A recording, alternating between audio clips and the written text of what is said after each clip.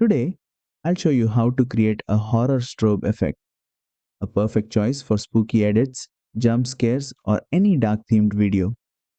First, import your video into CapCut and tap to select it. Now, head down to Effects, tap on Video Effects, and go to the Light tab. Here, look for the effect called Negative Strobe and apply it to your clip. Instantly, you'll see a flickering negative style flash across your video. It gives that intense horror movie strobe feel. Next, tap on the effect to open its settings. The color slider lets you choose the tone of the strobe. For horror edits, red adds a frightening blood-like glow, while blue or green gives it a more ghostly atmosphere.